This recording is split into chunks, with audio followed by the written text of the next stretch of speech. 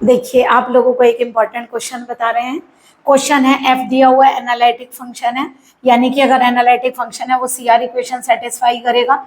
You x is equal to v y and u y is equal to minus का v x. U और v real और imaginary part है और हमें एक जैकोबियन मैट्रिक्स दी हुई है जो सिमेट्रिक है। देखिए सिमेट्रिक कब होता है, जब ए आई जे इक्वल टू ए जे आई होता है फॉर ऑल आई जे, यानी कहने का मतलब A12 एलिमेंट A21 के इक्वल होना चाहिए, यानी u Y equal to we x होना चाहिए। ये कंडीशन हमें पता है एक तो, ठीक है। दूसरी बात हमसे पूछा कि एफ पोलिनोमियल है या नहीं, degree less than equal to 1 है या नहीं, या ग्रेटर देन 1 है। अगर हम एक काम करें, देखिए u Y equal to we x, let मान लीजिए मैं एफ जेड को जेड मान लूँ एक पोलिनोमियल, तो जेड माने x plus I Y, F Z को आप लोग यू प्लस आई वी बोलते हैं।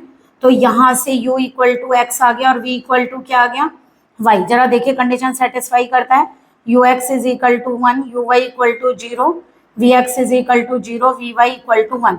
तो u x is equal to v y, u Y equal to minus का वी एक्स। यार इक्वेशन सेटिस्फाई हो रही है, यानी कि फंक्शन एनालिटिक है। अब हमें एक चीज बताइए, एफ जेड की value Z equal to X plus I Y. आप लोगों को एक चीज और दी कि you Y equal to we x है, U Y equal to we x है। देखिए ये कंडीशन भी हमारी यहाँ पर सेटिस्फाई हो रही है कि you Y equal to we x है। अब जरा एक काम करिए, अगर मैं यू वाई निकालूँ यहाँ से, यानी यू का पार्शली वाई में करूँ तो 0 और यू एक्स वी एक्स, और अगर हम वी का पार्शली एक्स में करें तो क्या आ गया 0।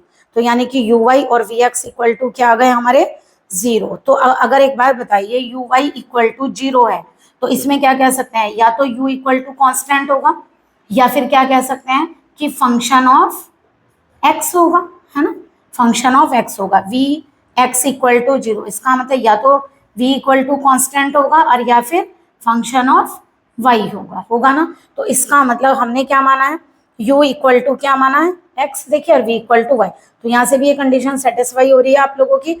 इसका मतलब हमें क्या पता चला कि देखिए या तो फंक्शन ये होगा u equal to x, v equal to y, या u और v अगर कांस्टेंट होंगे तो फंक्शन क्या हो जाएगा, कांस्टेंट, है ना, कांस्टेंट फंक्शन होगा। इसका मतलब जो एफ जेड होगा या तो 1 डिग्री का पॉलिनोमियल होगा और या फिर कांस्टेंट होगा। तो यानी कि f is a polynomial of degree less than equal to 1, और f पॉलिनोमियल भी है, ठीक है।